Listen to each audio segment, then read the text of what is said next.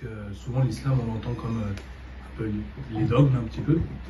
Et par rapport à mon expérience, je sais que j'ai cru en Dieu avant de connaître quoi que ce soit de la religion. Et cette croyance, je ne vais pas dire que c'est de la certitude parce que c'est un petit peu prétentieux de dire ça, mais ça l'était un petit peu, m'a fait avoir envie de suivre justement les dogmes. Donc est-ce que sur les trois plans, le premier plan sera forcément l'islam? Parce que je pense qu'il y a beaucoup de gens convertis ici ou qui ont accepté sans forcément connaître sans forcément suivre ce que les dogmes nous disent, sans connaître, suivre vraiment l'islam. Peut-être que que l'iman peut arriver avant l'islam. C'est ça ma question en fait. C'était le Bah, prophète. c'est un hadith, encore une fois. La tripartition islam, iman, ihsan, celle qui est la plus répandue, parce qu'elle est dans le Bukhari, etc. Mais dans le Sahih de Muslim, un autre compilateur de paroles prophétiques, le prophète dit iman, islam, ihsan. Et donc, en fait, ce sont des points de vue qui se complètent à chaque fois. Attention, il ne faut pas y avoir des contradictions tout le temps. Ça se complète. Et c'est logique, parce que comme tu le dis, avant de faire un premier pas sur la voie, il faut qu'il y ait cette première impulsion, qui est même métaphysique en réalité. Qu'est-ce qui te mène au dogme ou à une pratique culturelle, rituelle? Avant d'y arriver, c'est quoi? Ça dépend. Ça peut être pas traditionnel parce que c'est que la beauté le terme. Ça peut être culturel. Par exemple, mes parents sont musulmans. Hérité des parents. Hérité, voilà. Ou bien ça peut descendre, quoi. Tu sais que l'imam al-Ghazali a eu ce qu'elle a dans sa vie. C'est-à-dire que lui, au début, il vit sur un islam hérité. Papa, maman sont musulmans. Et il vit dans un endroit où il y a juifs, chrétiens, zoroastres, etc., etc. Et un beau jour, où on commence à avoir la raison, qui travaille un peu, qui se pose des petites questions, et il raconte ça dans la délivrance de l'erreur, Manqid min ad-Dalal, où il parle de lui, il fait sa biographie, son autobiographie.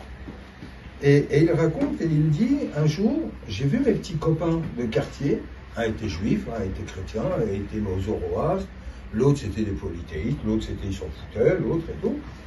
Et il s'est posé la question, moi je suis musulman, pourquoi je suis musulman? En fait, si papa et maman n'avaient pas été musulmans, est-ce que j'aurais été musulman? Maintenant que je suis placé face à un choix, je me réindétermine et je me dis, bon, je suis rien. Donc, je peux m'ouvrir la possibilité d'être athée, idolâtre, zoroastre, chrétien, juif, ou etc. Là, maintenant, je suis quoi?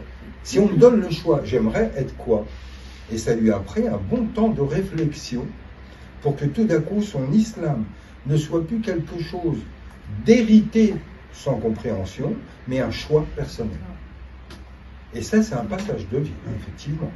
C'est pour ça, tu sais, que quand on parle de conversion, souvent on voit la conversion comme quelqu'un qui n'était pas musulman, qui devient musulman. Mais au sein même de l'islam. En fait, on peut très bien être musulman, et un musulman dogmatique, ou un musulman d'héritage, un musulman de tout. Aussi, on a aussi une conversion à faire. C'est qu'à un moment donné, je vais passer de l'horizontale à la verticale.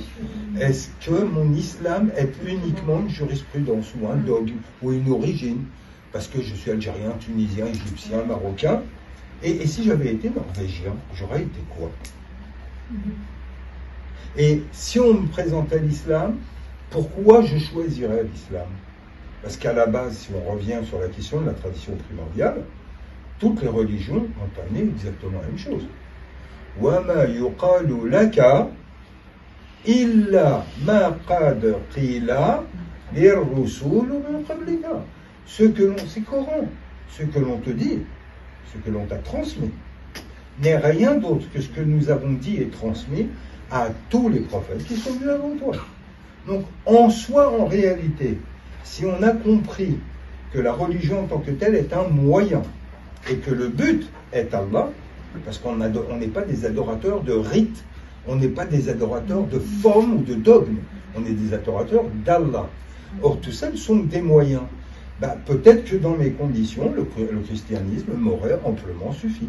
peut-être le judaïsme, peut-être le bouddhisme, peut-être le taoïsme, peut-être l'hindouisme, peut-être. La différence, c'est que le bouddhisme croit dans l'incarnation. Non, c'est pas vrai. Tout ça, ce sont des déformations. C'est comme les hindous. On leur prête une doctrine de réincarnation. C'est pas vrai. Ça, c'est des mauvaises traductions qui ont été faites par des occidentaux. Mais ils parlent de transmigration et non pas de réincarnation. Comment peut-on t'expliquer, alors la grande question, le scandale du mal? Qu'est-ce qui fait qu'un enfant à la naissance vient né handicapé? Qu'est-ce qui fait ce petit-là?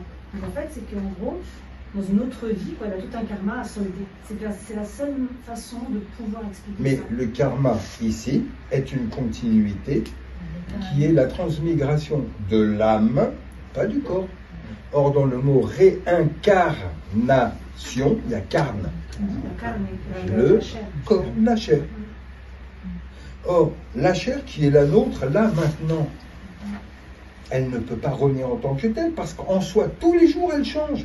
Oui, c'est vrai. Regardez, le corps que l'on a à 20 ans, 30 ans, 40 ans, 50 ans, n'est déjà plus le même. Donc, en soi, mon carnet, ma dimension corporelle, c'est laquelle? C'est celle de 10 ans, de 20 ans, de 30 ans, de 40 ans, de 50 ans. Qu'est-ce qui n'a pas changé? C'est le moi. C'est quand je dis je, qu'est-ce que je détermine? Je détermine mon identité individuelle. Ça ne change pas. اللهم صل على